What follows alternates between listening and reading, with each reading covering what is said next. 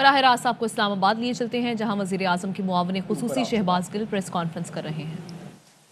सबसे पहले तो मैं ये बता दूं कि पाकिस्तान तहरीक इंसाफ की कोर कमेटी का इजलास हुआ, जिसमें तमाम पहलू जो अभी तक हैं उनके ऊपर गौर किया गया और तकरीबन तमाम शुरका ने जो डिफरेंट, आपको पता मुल्क के तूल अर्ज़ से हैं, उन्होंने हर जगह से ये रिपोर्ट किया कि अपोजिशन ने ये पंगा तो ले लिया है, लेकिन अब पंगा उनके गले का फंदा बन गया है और उनको समझ नहीं आ रही कि इसको उतारें कैसे। तो हमने इस बात के ऊपर अब ये स्ट्रेटजी बनानी है कि अब इनको आराम से वापस घर नहीं जाने देना। अब पार्टी ने इस चीज़ के ऊपर, मेंबरान ने प्राइम मिनिस्टर से रिक्वेस्ट की कि ऐसी स्ट्रेटजी बनाई जाए कि जब ये वापस जाएं तो ये तो एक दूसरे को फूलों के हार पहना रहे थे ना अभी चंद दिन पहले, तो अवाम का टाइम ज़ाया करने पे, इतने शोशे और झूठ बोलने के ऊपर अवाम इन्हें किसी और चीज़ के हार पहनाएं जब ये वापस जाएं। तो उसके लिए एक मरबूत अब हिकमत अमली होगी। इनको, इनकी जो वापसी है उसे खूबसूरत तरीके से प्लान किया जाएगा और ये अब चुप करके पतली गली से निकलना चाहेंगे अगले चंद दिनों में, आप देखेंगे। तो इंशाल्लाह हम कोशिश करेंगे कि जब ये चुप करके निकले तो इनके आगे और पीछे ढोल वाले हों, ताकि पूरी दुनिया को पता लगे कि ये जो अदम एतमाद और अदम इस्तेहकाम के लिए निकले थे, इनके पल्ले क्या रह गया है। ये एक बात हो गई। दूसरी बात ये कि तमाम जो कमेटी है उनके मेंबरान ने और प्राइम मिनिस्टर ने, क्योंकि हमारी अपने मेंबरान के साथ बात हुई है, तमाम ने इस बात में पूरे कॉन्फिडेंस का मुजाहरा किया कि इनके नंबर तो पूरे हैं कि नहीं, लेकिन हमारे मेंबरान जो हैं वो तमाम अल्लाह का शुक्र है और हमारे इत्तेहादी हमारे साथ खड़े हैं। अब इत्तेहादी हों या हमारे मेंबरान हों, वो इसी सोसाइटी के बड़े बाइज्जत लोग हैं। वो आपको एक एक बार बता सकते हैं कि वो हमारे साथ हैं। अब अगर ये हर घंटे बाद शोशा छोड़ें तो वो इज्जतदार लोग हर घंटे के बाद नहीं बता सकते। जैसे मेरी मोनसलाई साहब के साथ वीकेंड के ऊपर लाहौर में भी मुलाकात हुई, उससे पहले इस्लामाबाद में भी जब मुलाकात हुई तो उन्होंने हंस के कहा कि हमारी तीसरी नस्ल है सियासत में। अब मेरे बुजुर्ग जो है शुजात साहब, उन्होंने भी कह दिया, परवेज साहब ने भी कह दिया, मैंने भी ट्वीट कर दिया। तो अब हम बार बार कहते हुए तो हमें खुद एक अजीब सी बात लगती है कि ये बार बार हम क्यों कहें एक ही बात। तो ये इनके शोशे हैं। अब जो इज्जतदार लोग हैं वो हर घंटे बाद इनके मौसम का हाल अपडेट नहीं कर सकते, क्योंकि ये तो आदत से मजबूर हैं। और प्राइम मिनिस्टर ने ये कहा है कि वो जो मेलसी का जलसा हुआ वो आप सबको पता है, मेरा ख्याल मुझे बताने की जरूरत नहीं है। टीवी पे कल तजिए भी आ गए कि शायद साउथ में इतना बड़ा जलसा किसी ने उस इलाके में ना देखा ना सुना। जिस तरीके से अवाम उमड़ आई, और फिर आई नहीं, जो अवाम का जोशो खरोश था, जो अवाम की बातचीत थी उसके ऊपर। लेकिन यहां पर मैं जो इंपॉर्टेंट बात करना चाहता हूं वो ये करना चाहता हूं कि हमें ये बताया जा रहा है बार बार पिछले चंद महीनों से कि मुल्क की जो एस्टेब्लिशमेंट है वो हमारे साथ मिल गई है और हमने अब हुकूमत गिरा देनी है। ये टेलीविजन के ऊपर आप देखते हैं, सीनियर तज्जियाकार भी कई तज्जिया करते हैं और ये खुद फोन कर करके ये तज्जिया करवाते हैं। हमारी डील हो गई है, मामला साफ हो गया है। फिर नई टर्म आई, एस्टेब्लिशमेंट न्यूट्रल हो गई है। न्यूट्रल का मतलब क्या, वो पीटीआई की हुकूमत गिरा देगी।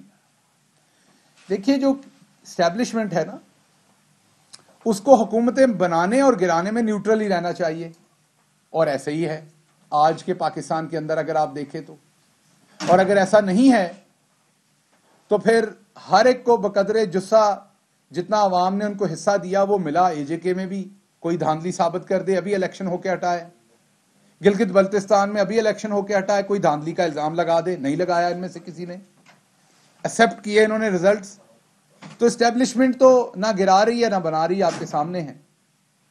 लेकिन न्यूट्रल का वर्ड जरा थोड़ा सा टेक्निकल है, क्योंकि जो टर्म है ना एस्टेब्लिशमेंट, वो पेपर पे लिखने में तो एस्टेब्लिशमेंट है, लेकिन वो गोश्त पोश्त के इंसान हैं, उनके जज्बात हैं, उन्हें उनके गले से हंसी भी निकलती है, उनकी रगों से खून भी निकलता है, उनकी आंखों से आंसू भी निकलते हैं, उनके बच्चों की आंखों में उम्मीदें भी हैं। तो ये वर्ड एस्टेब्लिशमेंट कह देना ना, ये बड़ा आसान है। अब मैं आपको बताता हूं न्यूट्रल होना। ये हमारी बहन ऑफिसर इसहाक की बेवा, आप कहते हैं कि ये न्यूट्रल हो जाएंगी? ये चोर, डाकू और एक मुहिब्बे वतन वजीर आजम और पार्टी लीडर के दरमियान में ये आप कहती हैं कि ये न्यूट्रल हो जाएंगी? ऐसा नहीं हो सकता। एस्टैब्लिशमेंट के आला ओहदेदारान के लोग, मैंने आपको बताया कि वो न्यूट्रल होंगे, होते हैं और होने चाहिए, इस टाइम भी है। मैं आवाम की बात बता रहा हूं। एस्टैब्लिशमेंट भी यहीं पर देखती है, उनको नजर आ रहा है आपने क्या किया है। जब आप मलक मकसूद चपड़ासी के अकाउंट में 16 अरब डाल रहे थे, जब जरदारी साहब यहां से माल लूट रहे थे और उनका सफीर वहां पर वीजे दे रहा था और यहां पाकिस्तानी गाजर मूली की तरह कट रहे थे, शहीद हो रहे थे, खून बहाया जा रहा था, तो हमारे इसी शहीद कैप्टन हैदर अब्बास की जब शहादत हो रही थी तो लोगों को ये बीबी शेरी रहमान, ये जो आप कबूतर लिए फिरते हैं ना दिखाने के लिए अवाम को मासूम सा, बिलावल जरदारी, इस कबूतर के दाएं बाएं जो शिकरे हैं वो अवाम को नजर आ रहे हैं। क्या उस टाइम आपने अपनी फौज के खिलाफ अमेरिका को तारें नहीं भेजी थी? तो न्यूट्रल हो जाइए। कर्नल शाहिद शहीद, आप तो 10-15 रुपए का झंडा खरीद लेते हैं ना मार्केट से जाके, जेब पे लगा लेते हैं। इनको अपना बाप दे के ये झंडा मिला था, कीमत देनी पड़ी थी। जिस टाइम आप लांचें भर के पैसे बाहर स्मगल कर रहे थे, उस टाइम ये अपने खून से इस मुल्क का एक एक इंच जो है ना उसका दफा कर रहे थे। लेफ्टिनेंट कर्नल राशिद, ये उनकी वर्दी है, पता नहीं तस्वीर में आपको धुंधली नजर आ रही हो, ये उनकी वर्दी है जिससे सराहना पिलो बना हुआ है, उनका नाम लिखा हुआ है ऊपर। उनके 2 नन्हे बच्चे अपने शहीद वालिद की वर्दी के ऊपर सो रहे हैं। अगर उनके वालिद को यह पता हो ना कि पाकिस्तानी कौम न्यूट्रल हो गई है पीछे से, मकसूद चपड़ासी के अकाउंट में पैसे डालने वालों के खिलाफ भी न्यूट्रल हो गई है, और पाकिस्तानी कौम न्यूट्रल हो गई है जिन्होंने बाहर कहा, डॉन लीक्स में खबरें लगवाई अपनी आर्मी के खिलाफ, इसी वर्दी के खिलाफ जिन्होंने खबरें लगवाई। अगर उन्हें यह पता चल जाए ना कि पीछे से पाकिस्तानी आवाम न्यूट्रल हो गई है, जब वहां मलन साहब को तारें भेजी थी पाकिस्तानी आर्मी के खिलाफ, तो शायद वो जान ना दे पाते, क्योंकि उन्होंने जान दी थी कि एक एक पाकिस्तानी इस वतन अजीज के एक एक इंच इसकी सालमियत के दिफा करने के लिए बैठा हुआ है। ये कैप्टन मोहम्मद मुजाहिद बशीर शहीद की कब्र है, उनकी 1 साल से भी छोटी बच्ची उसके ऊपर बैठी हुई है। इसने बड़ी होकर न्यूट्रल नहीं होना जब इसने हिस्ट्री पढ़नी है, जब इसने तारीख के और आग पलटने हैं, तो इससे न्यूट्रल नहीं हुआ जाना आपके खिलाफ। इसको नजर आना है कि 2008 और 2013 और 2013 से 2018 तक आप क्या करते रहे।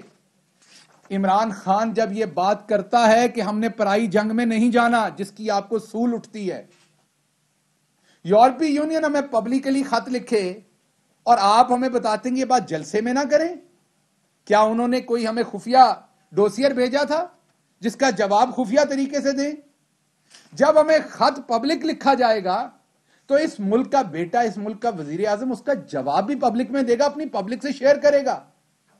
या आपको लगता है कि मेल्सी की आवाम घिरी पड़ी है, उनका इस मुल्क की खारजा पॉलिसी जानने का कोई हक नहीं है?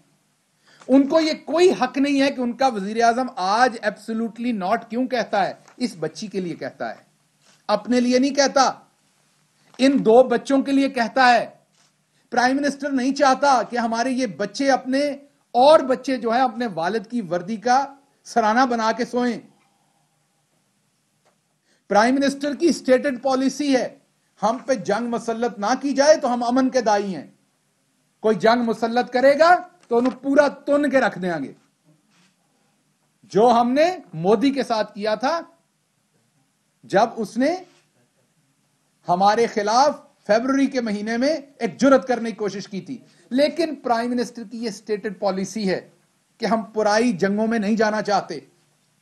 तो आप हमें फॉरेन पॉलिसी ना सिखाएं, ये आप हमें ना बताएं। हम अपने और नन्हे बच्चे जो हैं उनको शहीद नहीं करवाना चाहते। हम अमन के दाई हैं। प्राइम मिनिस्टर की यह स्टेटेड पॉलिसी है कि हम एक पुरअमन कौम है और हम हर जगह जंग के खिलाफ हैं। हम कहते हैं कि तस्वीर से बात होनी चाहिए। हमारी जो प्रेस स्टेटमेंट आई यूक्रेन के बारे में वो भी आपके सामने थी, जंग के बारे में। हमारी हर जगह पर एक ही स्टेटमेंट है। लेकिन अगर आप ये समझते हैं कि आप आवाम को कीड़ा मकोड़ा समझते हैं कि उनसे हम अपनी फॉरेन पॉलिसी शेयर ना करें तो अवामी लीडर तो ये करेगा। तो आप हमें फायदा और नुकसान ना बताएं। अगर ये करके आपको फायदे मिलते हैं, हमें ये फायदा नहीं चाहिए।